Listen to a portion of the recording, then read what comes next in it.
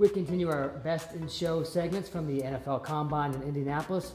Our executive director, Phil Savage, was in Indy for all the on-field workouts on Saturday, Sunday, Monday, and Tuesday. And of course, Sunday, the quarterbacks, running backs, and wide receivers take center stage. Let's start with the signal callers. It's wide open after those first three guys. Yeah, the first three quarterbacks that people talk about is the law firm of Bortles, Bridgewater, and Manziel. So the race is on really to see who's the fourth quarterback or fifth or sixth quarterback, and I thought that Derek Carr took a step forward in that regard because he ran in the 4.6s. Although he didn't throw, I think the fact that he ran that fast puts him in position to be the fourth quarterback taken in the draft. Now the next two quarterbacks, in my opinion, going forward and also had good workout.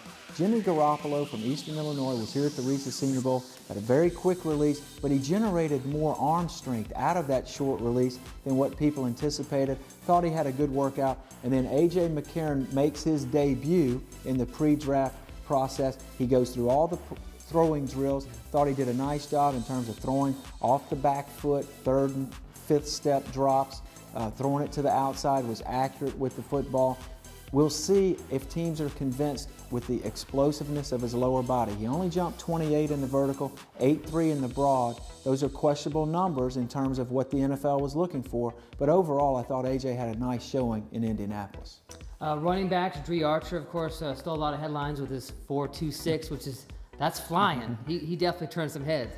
He's a small guy, but he's fast. Well, what it does is it puts him in position to be a specialist in some sort of way, kind of a gadget or specialty type player on offense. But, you know, two juniors I thought took a step forward in terms of living up to what maybe people thought about him. One is Jeremy Hill, the junior from LSU. Didn't necessarily run a great 40 time, but he looked really good running the ball between the tackles, catching it out of the backfield. I think you know what you're getting in terms of his on-the-field talent. And then Lake Seastrunk from Baylor, seen a little bit as a one-dimensional downhill straight line runner. He showed more agility, some ability outside on the perimeter in terms of catching the football, but those were two standouts. Senior-wise, two players from the Reese's Senior Bowl. Jerick McKinnon, former quarterback at Georgia Southern, made the transition here to a full-time status as a running back.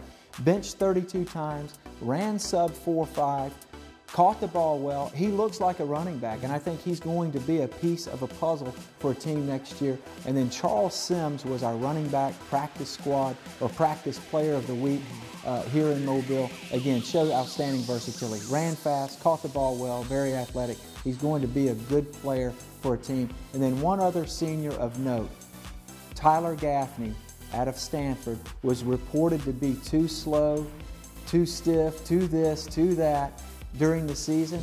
All he did was rack up multiple 100-yard games week after week. Shows up at the Combine, runs 4.49, looked extremely efficient in all the drills, caught the ball well out of the backfield. I thought he helped himself as much as any running back in this particular class. Now this wide receiver group, a lot of people buzzing that this might be the most talented in more than a decade. It's certainly deep. Who stood out for you on Sunday from the wide receiver position? Well, this is a long list, but Sammy Watkins, who was one of our Combine studs a few videos ago, was really outstanding. I mean, he lived up to every bit of hype that's out there on him in terms of his speed, catching the football, all the rest. But Odell Beckham Jr., another underclassman from LSU, this is a young man that just knows how to grab the football out of the air. He looked just outstanding on Sunday afternoon. A couple of other juniors that were in the mix. Martavis Bryant was the counterpart to Sammy Watkins. He ran fast, he's tall, he's got a big catching range, he was good. How about Mike Evans from Texas A&M? You know, a giant, catching radius, outstanding, can reach low, go up high. He ran in the low 4.5s, but I think people really were not surprised to see him run that fast, but were actually pleasantly surprised that he ran that fast, because now that answers the bell for him to potentially go in the top 15 of this draft. A couple of other players that I would mention, junior-wise, again, that's why this class is seen as being so strong. Brandon Cooks, the diminutive receiver from Oregon State, ran in the 4.3s, just as an absolute blur on the field, catches the ball well. And then how about Bruce Ellington from South Carolina? Played basketball for the Gamecocks, played football for the Gamecocks. He's the cousin of Andre Ellington, the running back from Clemson who's now at Arizona.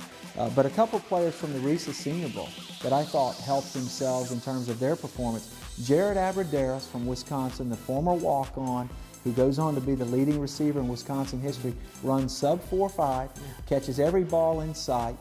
He helped himself. And then Jeff Janis from Saginaw Valley State, almost 6'3", 219 pounds, runs in the low 4.4s. He's got a lot of talent to work with, and I think teams are going to be intrigued with him more so than ever, probably somewhere in the mid-round area.